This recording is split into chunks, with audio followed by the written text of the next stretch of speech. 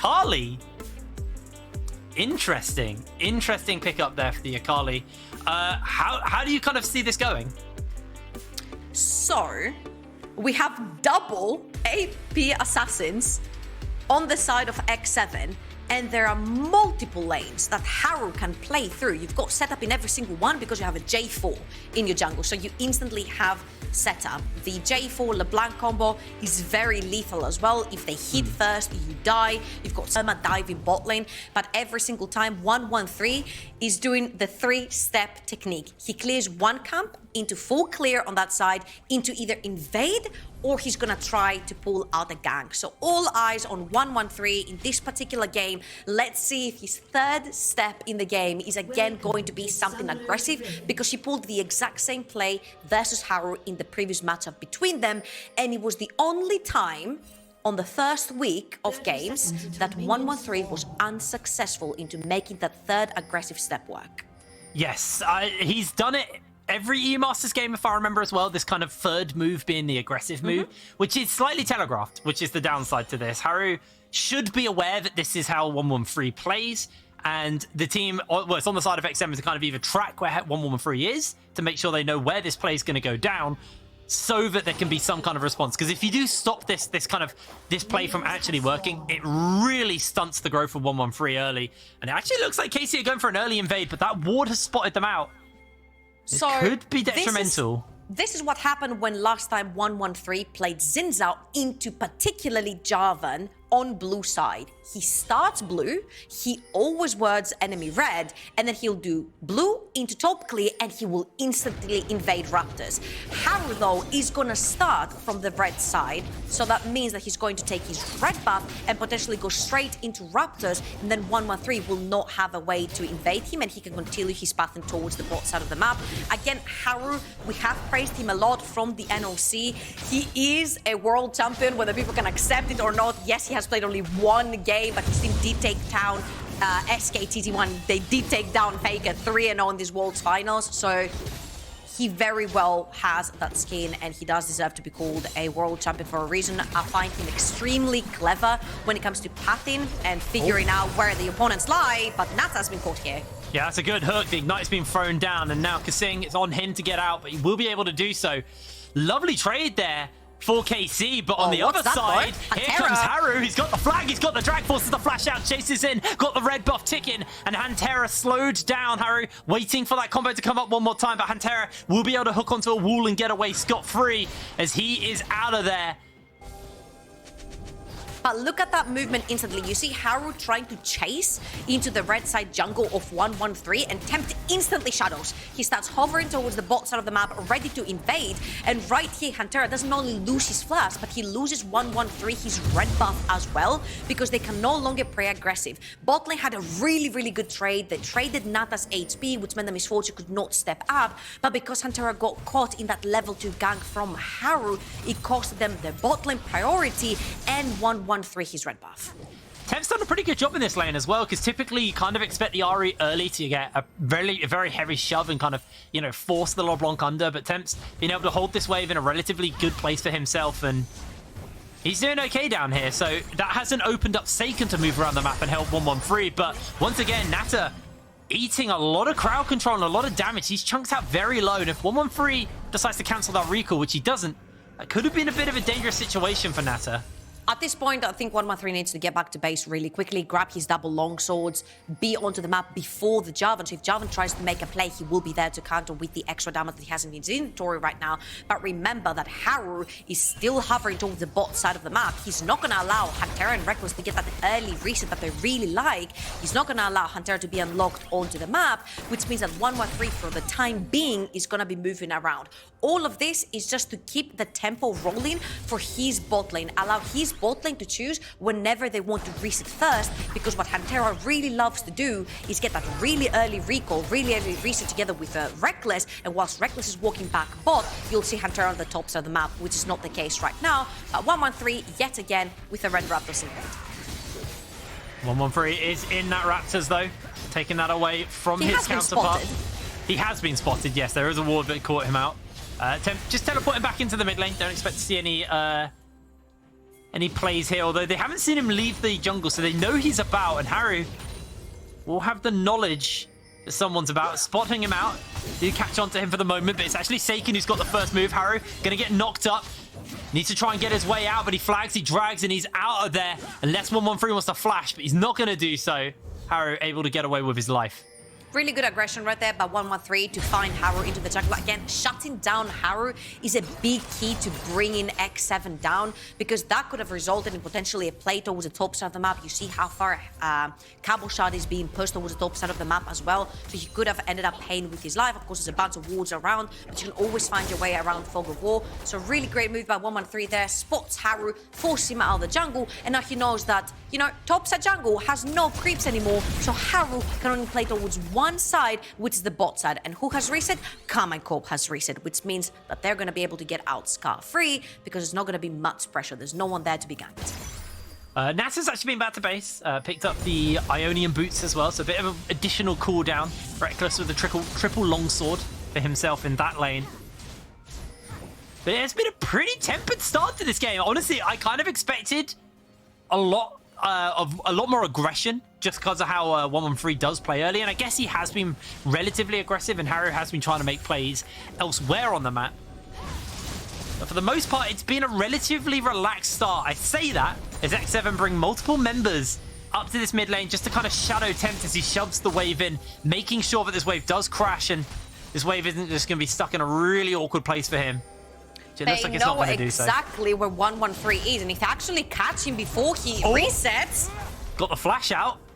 And Terra, no flash available to him, so they should be out scot-free unless Terra lands a really nice hook here. Top side plate does go up for Cabo. I think this is also maybe the perfect time to try and go for the dragon right here. Haru, you see him hovering around, but I know that Seiken has to reset at some point, and he doesn't have his teleport to get back in lane. So if they do so wish, they can actually wait for Nato to get a level 6, shove in the wave, and actually try to go for that dragon, which is going to be the first dragon of the game. But because Seiken has not risen, he still stays in lane, Haru is just going to continue farming towards the top side of the map. I think level 6 is going to be very important for both of these junglers. The charm is going to be dodged. Yeah, nice dodge on the charm and the second part of the Orb of Deception there from Tempt. There's a lovely little trade-off with his Mimic. Is still going to have to deal with this wave. We'll be able to do so. Seiken chunks and actually out of mana means 113 doesn't actually have backup here. Tempt's been able to sort the wave state out as well, so he can move over in time. Meanwhile, the flash has come down, and they've got the bullet time, and Terra's able to hook onto the wall to get away. Meanwhile, on the top side, the pit, everything's been thrown down. 113 chained up, rooted low. Seiken has the ultimate. Seiken can find the kill here. Haru needs to dodge away on everything. An amazing gnaw back, but Tempt continues to chase forward. Seiken burning low, but won't go down. Now Cabu has to find his way out. Tempt's got the chains on, and Jaeger can come in with a shuriken flip, and that perfect execution to make sure that Cabu will fall here. One last auto will secure it. Jaeger secures a kill to tidy that out, and X7 walk away the victors of that top lane skirmish. That is a 2-for-1 in favor of X7, and it was almost a 3-for-1 hit print. Seiken got away with a sliver of health right there. Again, you see Temp level 7, 113, still level 5. He doesn't have the ultimate for extra protection. Gets chained down, but look at how much he actually survives and gets some time for Seiken to put down damage once his Conqueror is fully stacked as well. One last dash from Seiken to get away, and that was half an auto attack right there from Temp, would have done the deal, but luckily for Seiken, he flashes away last minute. Jaeger then comes back, and because Cabo is Minina, he's not gonna be able to survive this one. 2-for-1 trade. Both the AP assassins for the side of X7 have gotten the kills here. That was really nice there. Haru trying to finish up this red buff while 113 starting the Rift Herald. I believe Haru will be aware of it. You can also see that Hantara has moved over into the area. Haru gonna see that this is actually going down if he decides to put the flag down, but isn't for the moment. Tempt spots it out, and there goes the Herald. So 113 able to sneak away that objective from X7. Question to me is, where are they going to look to use that? In the mid lane potentially to open Seiken up a little bit more? Or are they going to try and use it top? Again, the first dragon of the game has not gone down, so usually a lot of the ways that you can use the Rift Herald is like you pop it down mid, you give plates to Seiken, he maybe completes Luden's Echo, and then you can move your entire team towards the Dragon as well, whilst you have pressure in the mid lane. One other option would be give it to Cabochard. He's already gotten 1.5 plates up in the top side of the map. Maybe he can completely open up that lane. But because 113 invested time towards that Rift Herald, Haru and Kansig will bundle up again to invade, and yoink, the chickens go away as well. Oh, good chains, actually. They get the knock up as well. He's going low. He has the ultimate to keep himself alive. He's gone. 1-1-3 is down. Kansig, he's out, but Taken's chasing. He's run out of ultimates, though. Haru will burn down, though, and they find themselves the kill. That's the last chase they need. Seiken is so low, but he's got the double bust. Now they got the orb. Reckless able to find the kill. Kansig jumps out, and Nata on his lonesome. The flash forward into the death charge. Nata flashes over the wall, dodging out on the charm. And KC come out the victors of that red buff fight. 2-0-1. Seiken on that Ari comes out super ahead from that trade, getting these early kills, getting towards that Luden's Echo, which, okay. Sadly, especially for Nemera, it's not going to be a Luden's Echo, it's going to be that Everfrost, but the closer you get to it, the more powerful you will be in locking members down, like the Akali which jumps in, like the LeBlanc when she comes in, and 113 with the Herald in his pocket is looking for that X7 bot lane. Yeah, they're looking to chase him down, as meanwhile in the mid lane, Seiken's been shot down by Tempt. They're jumping in bot side though, and they might just find the kill. 113 able to get it, pop the ultimate. And Nata now down. This means Dragon is a potential here, like you were saying. They've got the Rift Tail to afford themselves some pressure. Haru's just trying to get some permanent vision for his team. Will be able to do so, but I think they're just going to have to give up some plates, potentially, and that Dragon.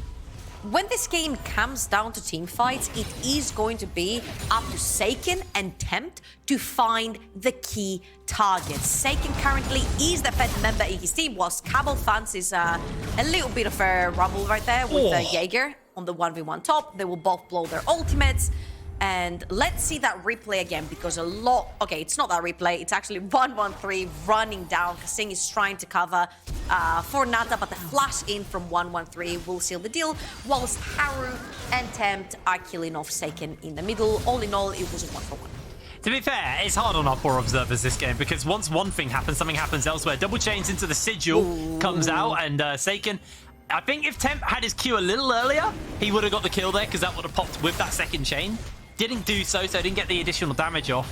But a lovely little trade there from Tempt, forcing Seiken out, and this will afford the pressure to X7, where they can pick up this first Dragon for themselves. But look at the top side of the map, because they know Haru is doing the Dragon right now. Meanwhile, Jaeger in the top side of the map is struggling because he has no ultimate available, and the refill is actually popped for Cabo. We mentioned this as well, because Cabo took so many plates, the tower will end up going down, but Tempt is up there as well. Yeah, he has got Tempt. He's in the shroud for the moment. Tempt jumps in forwards. They're looking for Jaeger. Jaeger still invisible. Oh, they find the kill. Tempt is burning low. The Boulder task gets blocked out by the clone. Tempt jumps his away with his W, trying to buy some space. The red bus ticking, and in comes Haru with the flag. The drag to save the day, and dunking Cabochard. Haru coming up huge. Kansig, meanwhile, is going low. One more feather from REKKLES will come in with an answer kill. Whoa, that was a 2 versus 2 in the bot lane by REKKLES and Hantera, absolutely destroying Nata and Kansig, whilst on the other side of the map, 2 members died from the sort of Karmine Corp, but this is worth for Karmine Corp, because the wave is pushed bot lane. They managed to take an entire tower pre-minute 14 on the top side of the map for Cabochard. Cabochard now has his Trinity Force and his Hex Trinket, which makes him both durable and really dangerous in these team fights. And then again, you see Kansig and Hantera are trying to put down the damage. But again, remember what we talked about when the Featherstone comes in, all of that bullet time damage is being dodged. And really well played right there from REKKLES and Hantera to actually counter the bullet time and re-engage the fight. Executed.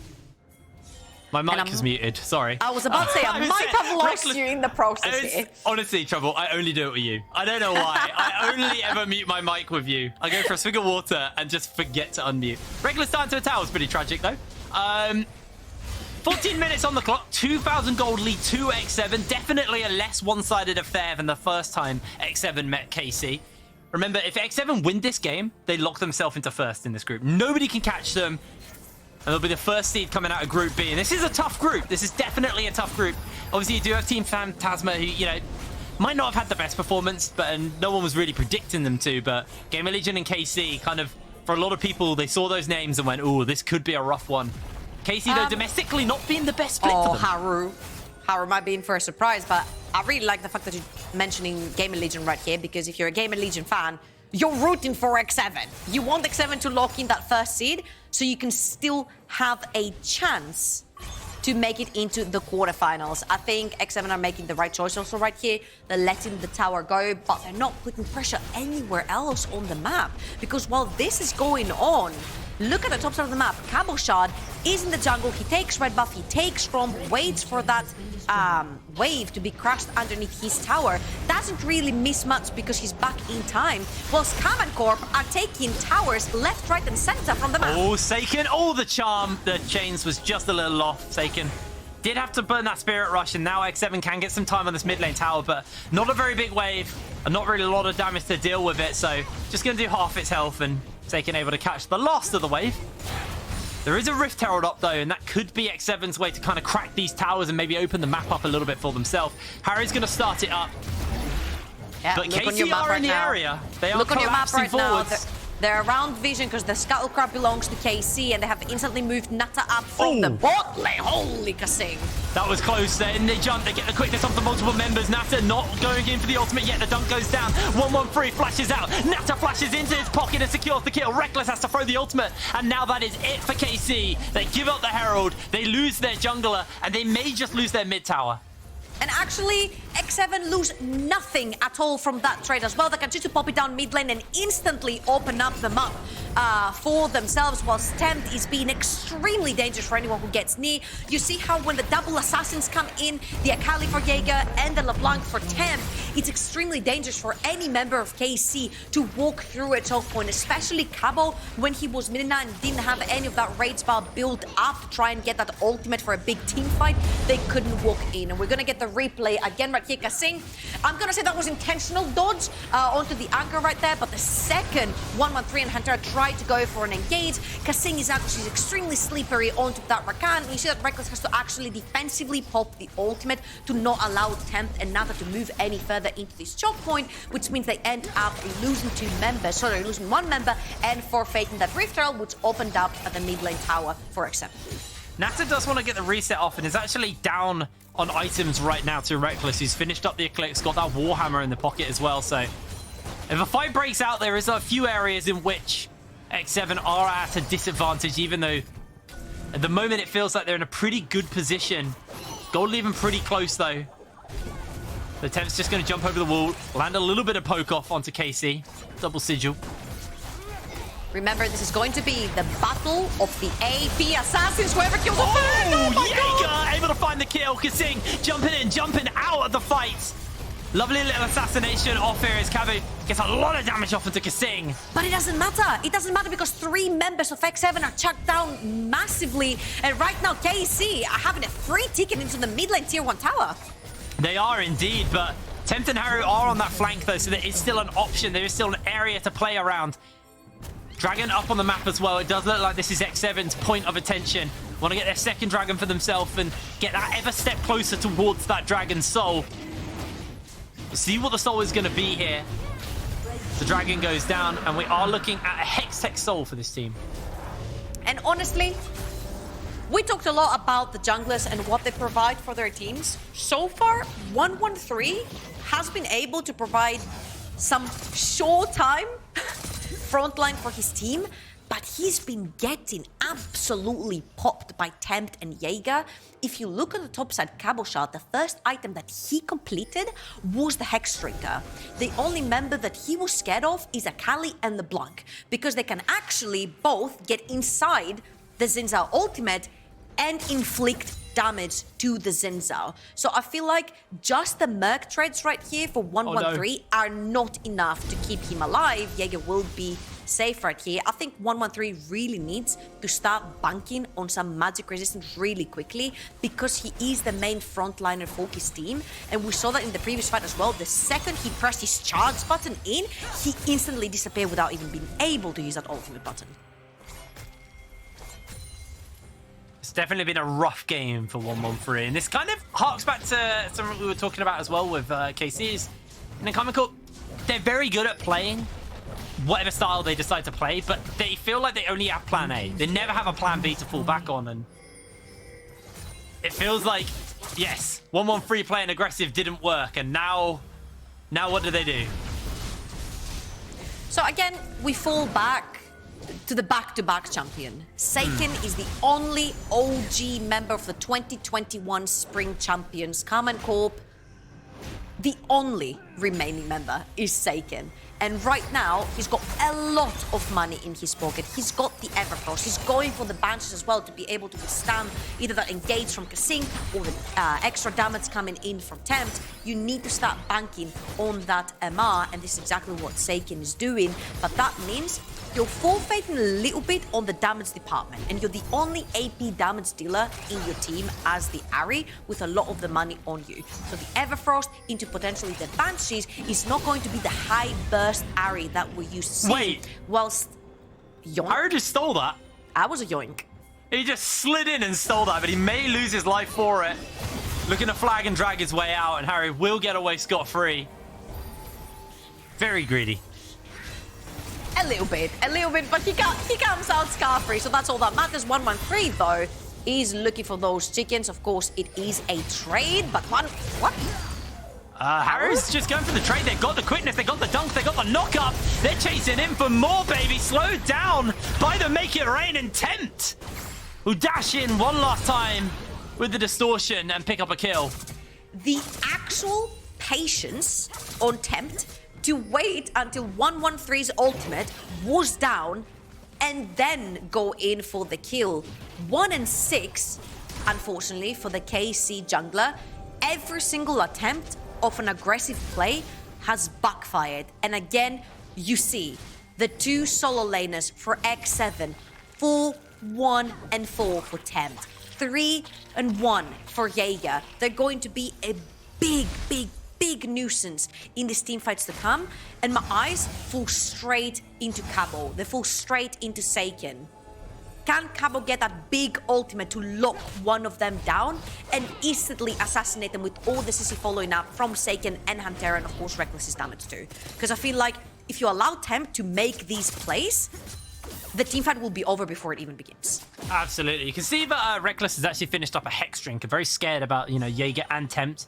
The double AP assassins just bursting him out. Obviously, he has that ultimate as well, so a lot of safety tools, but I don't expect to see REKKLES ulting aggressively this game. I think it is going to be very much a defensive tool for REKKLES to play around. Other than that, major items have been met between Nata and REKKLES. Mid lane, the Void Staff has been finished up for Tempt, along with that Loon's Echo, so a lot of magic penetration coming in for Tempt. And jungle is pretty much equal as well in items. You can see Jaeger almost got that Zhonya's Hourglass finished up. So it does have a little bit more defensive tools and a little more cooldown reduction to work with. And we also have 25 seconds before the next dragon pops up. It's going to be a Hextech one, which means that if you have this on the two assassins and onto the Misfortune, it's going to be extra amounts of burst, which means they're going to be able to chase you much easier because of the zap as well. So KC definitely want to be shoving into lanes. They're jumping in. Haru's got the dunk off. Kasing's found the knock up onto Kabu. Kabu's been sent packing. That's going to be a 1-for-1 trade to start us off. Jaeger able to find a kill. He is caught in place. He is going to have to use the stopwatch to keep himself alive. There is no escape for Jaeger as he is shut down, but the bullet time's going to get used. REKKLES jumps in. In comes Tempt. Tempt's on his lonesome. He has nowhere to go. He is shut down. Seiken finds the kill, and Karmine Corp absolutely squash X7. They keep themselves alive. Haru makes a crucial mistake right there. We mentioned who the third member is from X7. It is going to be Tempt, and he engages without the main damage dealer. Tempt is supposed to take someone out of the fight before the fight begins, and Haru engages without his mid laner there and pays deeply for it. Not only are KC gonna lose members here, but they're also going to lose that soul point win condition that they were holding. And let's see this fight one more time, because Jaeger is on the side and Haru sees the play right here. They've been punishing 113, but remember who's been punishing 113 every single time. It has been Tempt, jumping into the ultimate and completely making him disappear. Tempt just TP'd into the map because he came straight from a reset, and by the time he's in the fight, he tries to make a play right there, but beautiful reflexes on the flash by Rekkless doesn't allow any of the damage to come through, and the veterancy from a player named Rekkless is showing right here again. 2, 1, and 6. Morph and Mortius completed as well. The guy's super strong right now. And at the end of that as well, it's now 2,000 gold lead for KARMINE Corp. So they've got themselves a lovely little lead. Setting up the vision around this Baron. I don't think they're going to throw themselves straight into it because that 2,000 gold lead isn't enough just to completely steal that away while everyone's alive. As Pantera has to burn the flash. The chains are missed for the moment and teleport's coming in. Jaeger actually going to get interrupted by Cabu's ultimate, so stopping him from actually doing anything. Cabu is mid now though. Yeah, Jaeger, though, half health, wasn't really feeling it, didn't have complete vision where everyone is, and is able to get away with his life. But that's big. Teleport now down. Cabu has the advantage, and Jaeger just lost half his health. That was all he gained. And also KC are getting some tempo on the map right now because they know that there is no ultimate onto Kasing. They burned that out. There is no ultimate onto Jaeger, which means he cannot push aggressively into Caboshot as well, especially since now he's going into Mega now form. And Haru has no easy way in. Both Rekkless and Seiken have their ultimates up and available to get away from a sticky situation. There is no flash, at least, for Rekkless, so you do have that to work with. You can catch him in the Cataclysm. He can ult, but he can't ult out of it. Once again, just a little bit of poke onto Pantera, but nothing too big. Crab's going to get picked up by KC, and they've got really solid vision control on the river. Meanwhile, Seiken maybe looking for an assassination onto Nata. Nata can just get away. Very quick champion in that misfortune. And again, that fight in the mid lane where KC won was such a huge tempo boost for them because they managed to grab the towers in the mid lane. And especially when you're playing assassins like the Ari or like the LeBlanc, you want to be hiding into Fog of War. Taking down these 2 mid lane towers means that you get to bleed your vision deeper into your opponent's jungle, which then allows you to take control of these squadrons and allows you to make the plays. Tempt has been looking the entire time after this teamfight was lost for X7 and hasn't been able to find a pick. It's going to be very crucial to see if the X7 mid laner can find something before the fight starts. That was just honestly a lucky dodge by Tempt. He had no idea that chop was coming out of a bush. X7 are slowly regaining control of this river area around the Baron, getting a couple of vision, getting a couple of wards down. That's where I can speak. Many visions. Many visions to be had for the side of X7, but the dragon spawning up in 1 minute 30 means we'll probably see some shift of attention there for KC. It's kind of why they've given up the vision control in this area. Don't really want to lose their lives for vision, which they'll be shifting out fairly towards this other part of the map anyway soon.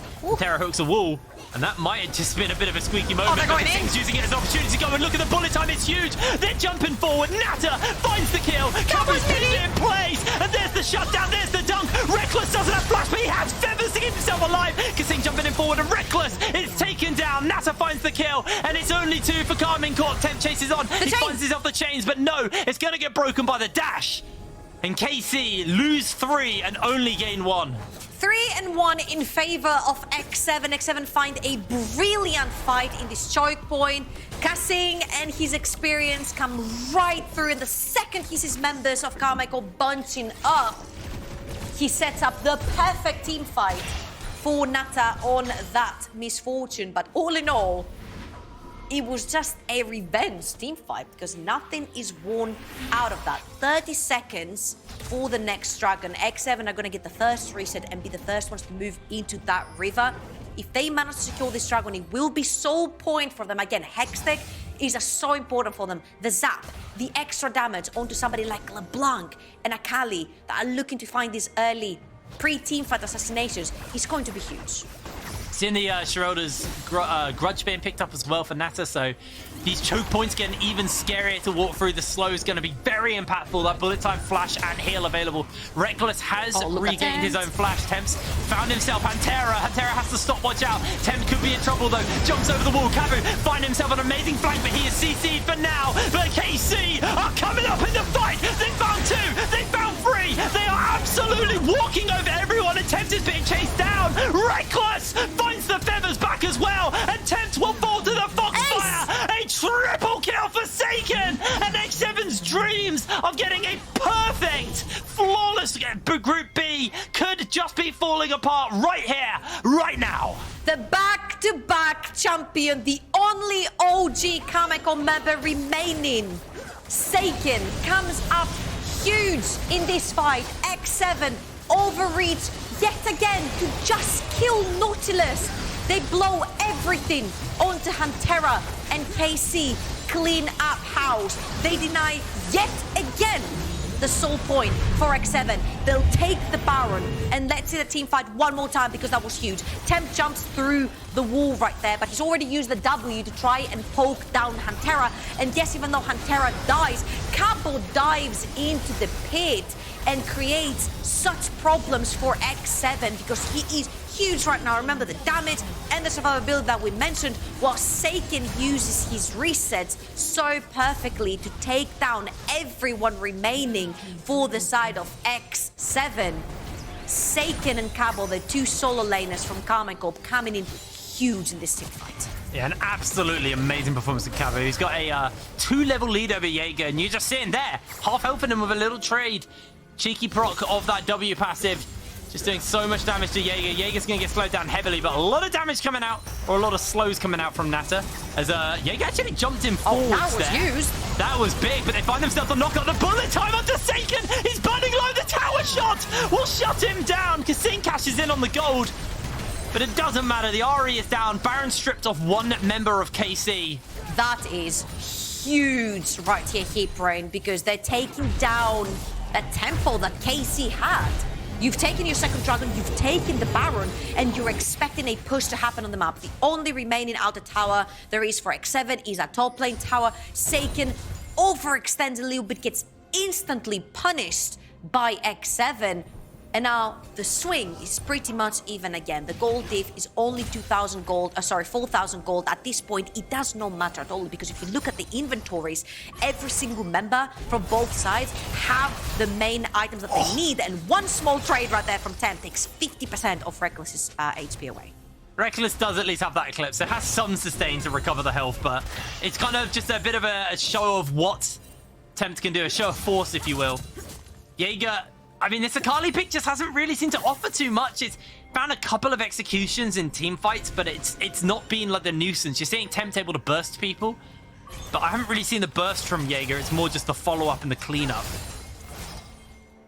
It's going to have to be resets for Jaeger, and like you mentioned, like cleaning up whatever Temp leaves behind. But if Temp gets caught at the very start of the fight, it's going to be extremely dangerous for X7 to try and pull the fight. And you see that Cabo, yet again, they're using these Baron Bomb to try and go in, but Temp might get caught! Temp's just popped! Cabo able to take him down, solo kill from Cabo Shard. Temp just biting off way too much there.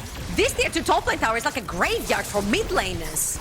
Both times Seiken overextends, now Tempt overextends, but this is really bad news for X7 and good news for KARMINE Corp, because KARMINE Corp still have the Baron up and available for them. They've got double cannon minion pushing in the top side of the map, and they're also pushing mid lane at the same time. They're gonna pull the TP. This could be inhibitor for KARMINE Corp. Depends how hard they're willing to push. This could actually be a little bit more. I think for now, they may just be settling with that top lane inhibitor tower, or at least a lot of damage onto seconds. it. X7 move out, the charms comes down. Temp's about to come back, but KC quite happy just to take the push and take a second inhibitor. X7 are scratching their heads, trying to find their opportunity to come back into this game, but they can't do so. Cabu has been an absolute monster this game.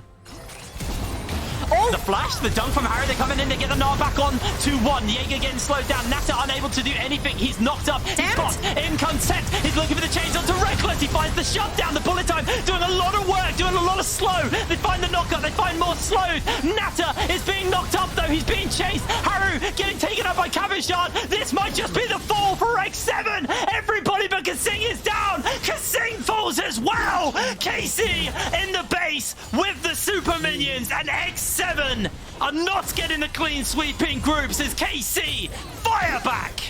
X7 thought they had a first seed coming. 0 kills was what KC was able to do last time these two teams met. And now KC with a revenge victory onto X7. Honestly, Cabo and Seiken, the two solo laners from KARMINE Corp, absolutely stellar performance. And KARMINE Corp